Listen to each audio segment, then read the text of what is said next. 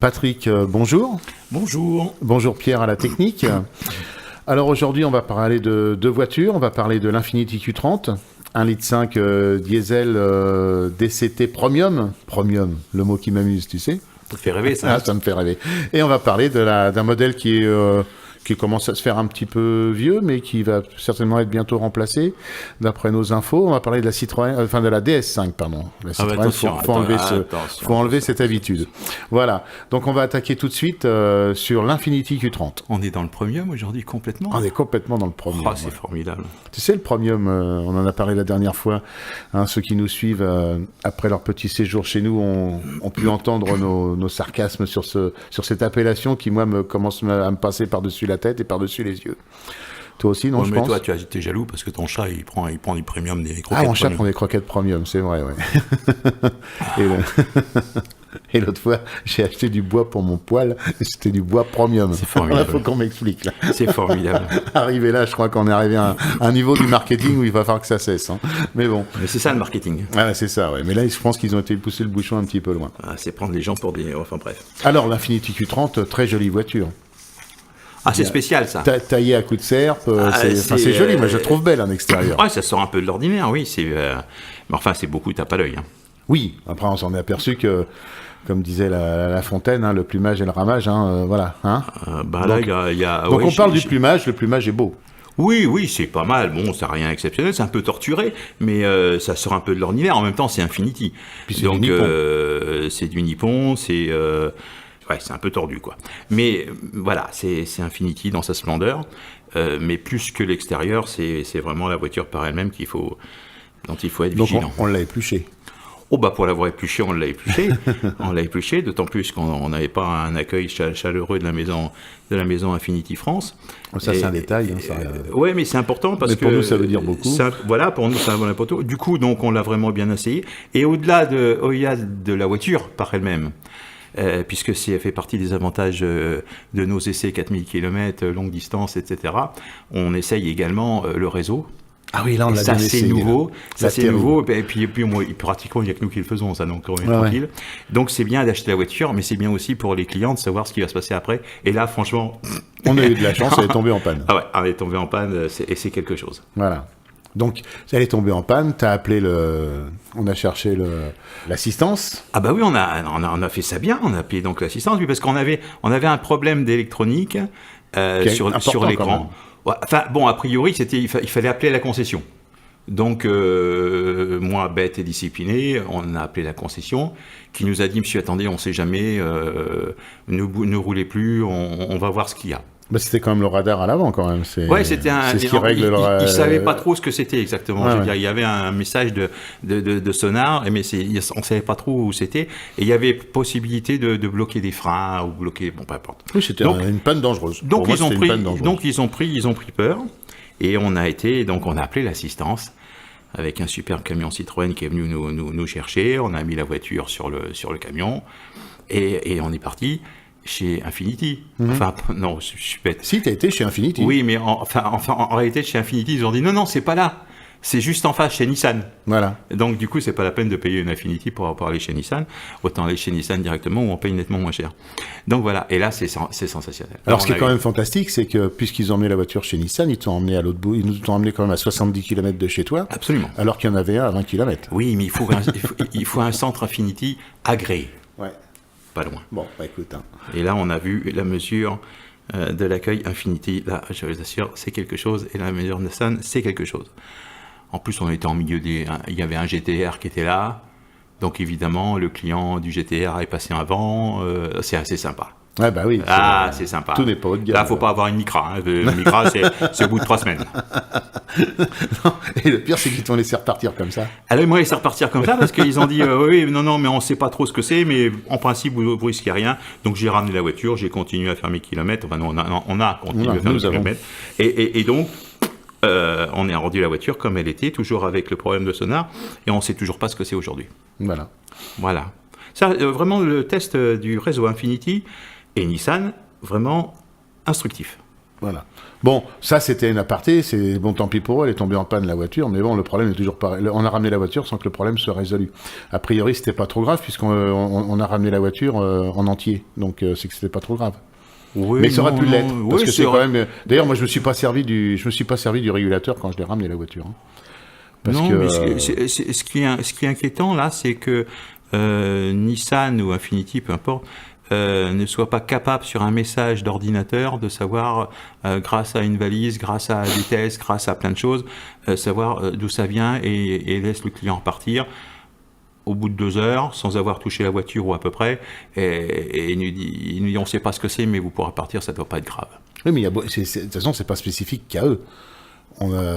L'expérience fait que avec les voitures truffées d'électronique, on a de plus en plus de gens qui se retrouvent avec des pannes où personne n'arrive à trouver ce que c'est, et que ce soit même dans le très très haut de gamme. Hein. Non, mais j'entends bien, mais là on est quand même dans ce qu'on appelle le premium. Une voiture à combien? Avec 36 000 ou 37 000 euros, et qu'à ce prix-là, je suis désolé, moi je veux que la voiture soit parfaite, et je veux aussi que le service après-vente soit top. C'est ça, à ce prix-là, ça rigole plus quand même, parce que c'est quand même pas une grosse voiture. Et franchement, quand j'achète une Infiniti, j'ai pas du tout envie de me retrouver chez Nissan. Donc 35 000 euros? Presque 37. Ouais, 37. Ouais, 37, 40, allez, on va dire 40, on n'en parle plus. 40. Ouais, mais à 40, non, quand même pas 40. On va dire 35, allez, soyons gentils. Et 35 000 euros, 105 chevaux. Et je disais, non, 36 570 plus quelques options, on n'est pas loin des 40, mon cher Pierre. Ah ouais, dis donc. Non, on n'est pas loin des 40. D'ailleurs, c'est un peu on va revenir, c'est un peu le problème du premium à l'heure actuelle. Et en plus, à ce prix-là, on a un moteur Renault, hein. Oui, ça c'est normal. Ça. Non, mais je veux dire, on a un moteur Renault. Moteur Renault, boîte Renault. Moteur Renault, boîte Renault. Boîte pilotée. Boîte Renault, châssis. Double embrayage. Châssis classe A. Oh, c'est un super cocktail. Commodo classe A. Commodo classe Tempomat. Ouais. Évidemment, on retrouve avec un petit coup de Mercedes derrière. Non, oui, bon, enfin, je veux dire, c'est une voiture qu'il vaut mieux éviter. Allez, on va le dire.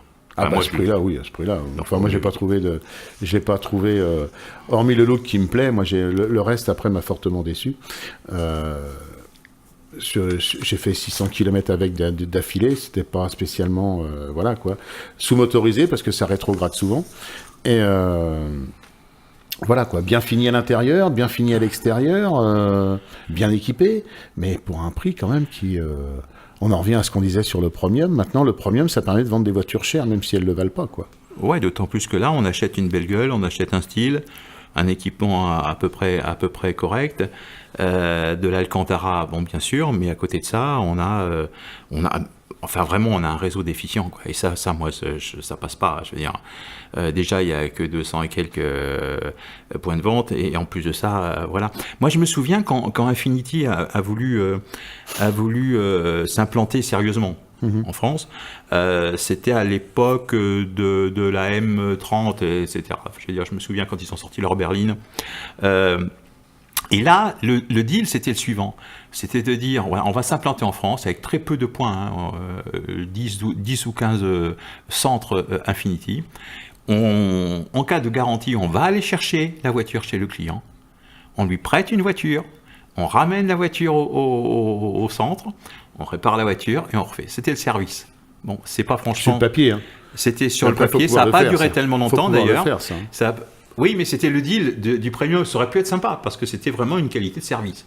Sauf que là, on est vraiment... Et là, ça aurait été une qualité de service en rapport avec le prix de cette voiture. Complètement. Voilà. Et là, on a acheté une Infiniti pour ça, parce que c'est vrai que c'est un style, parce que c'est vrai que c'est particulier, parce que... c'est vrai que ça sort de l'ordinaire. Ça sort de l'ordinaire. Mais là, non, on ne peut pas acheter un moteur Renault, une boîte Renault, un sous-bassement de classe A et un tempomat pour 40 000 euros. Décemment, je ne peux pas orienter des clients là-dessus ou des lecteurs là-dessus. Ça ne mérite pas, d'autant plus que là, on a eu la chance d'essayer, une fois de plus, pardon pour le réseau, mais que ce soit pour la maison mère ou que ce soit pour le réseau, c'est un 0 pointé. Oui, c'est tout à fait ça. Oui. Bon, le bloc Renault, 105 chevaux, il fait ce qu'il peut. Hein. 109. 109, ah oui, oh là là. Attends, on a gagné 4 chevaux là. Il fait ce qu'il peut, hein, mais le problème c'est que sur autoroute, comme toutes les voitures à boîte automatique ou à boîte pilotée, hein, peu importe, pour le client c'est lambda, c'est transparent, ça rétrograde tout le temps. Moi j'ai pas trouvé ça spécialement agréable. Il aurait mieux valu un moteur qui mériterait, comme tu le dis si bien dans ton article, un bon 130 voire 140 chevaux, voire 150 chevaux pour le prix de cette voiture. Ça c'est clair. C'est-à-dire, c'est le problème des petits moteurs et c'est le problème des poids, puisque bon, quand Renault a sorti son 1,5 litre DCI au tout début, je veux dire, les voitures pesaient, on va dire, 1,2 tonne, autour d'une tonne, 1,2 tonne. Maintenant, avec tout ce qu'on embarque dedans, elles font royalement 1,5 tonne. Et donc, 300 kilos, il faut les tirer un peu plus. Donc, on augmente les consommations, on augmente plein de choses. Et une fois de plus, on s'aperçoit que les consommations théoriques qui figurent sur les plaquettes n'ont rien à voir avec la réalité. Preuve ici, c'est ce que j'appelle moi des moteurs bancs à rouleau. Oui, c'est ça, ouais, pour les consommations. C'est fait. Et après, par contre, pour le client, c'est autre chose. De toute façon, on le voit bien avec toutes les voitures. Nous, on est des voyous, nous, on s'amuse à prendre des voitures avec des petits moteurs. Voilà. Hein, les entrées de gamme, on s'amuse à faire ça parce que c'est bien joli de présenter que des hauts de gamme tout le temps, avec des gros moteurs, des gros machins, ça marche bien, tout le monde est content. Mais le client lambda qui achète des petites voitures, alors avec leur nouveau truc, des petits 3 cylindres essence, là, ou alors il faut toujours être dans les tours, ou sinon ça avance pas. Enfin, je veux dire, c'est quelque chose d'assez... Alors surtout qu'ils ont tous des technologies qui fonctionnent. Ils ont tous des technologies où tu peux rajouter un moteur électrique, où tu peux faire plein de choses quand même. Je veux dire, il y a de quoi faire. Ça s'appelle l'hybridation. L'hybridation, mais il y a deux façons de faire de l'hybridation. Soit tu fais de l'hybridation pour aller chercher de la consommation, soit tu l'as fait pour augmenter les perfos de la voiture. Moi j'aime bien la deuxième. Oui, la deuxième, mais même si tu augmentes les perfos de la voiture, tu baisses quand même les consommations, quoi, je veux dire. Non, mais c'est clair. Mais là, on est à côté de la plaque.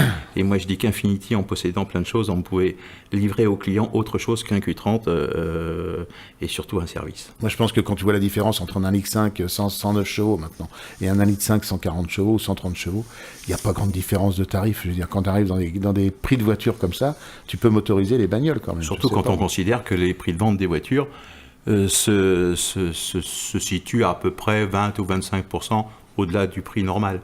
C'est-à-dire royalement, les constructeurs vendent leurs voitures 25% beaucoup plus cher que ce qui est... Donc la conclusion, si vous voulez un look sympa, oui, mais si vous voulez autre chose, essayez bien quand même avant, quoi. Oui, il faut de toute manière, c'est un peu, il faut toujours essayer les voitures. Nous, on donne un avis, c'est le nôtre, on le partage, mais c'est quand même que le nôtre. Par contre, on insiste sur certains points qui méritent d'être vérifiés auprès des réseaux, et donc on invite évidemment les clients potentiels à aller essayer les voitures, surtout les bien les essayer. N'achetez pas sur catalogue et n'achetez pas sur Amazon ou ailleurs, mais essayez les voitures. Et bousculer le réseau. Voilà, on va faire une petite pause musicale. Oh ben, on va se gêner, tiens. Voilà.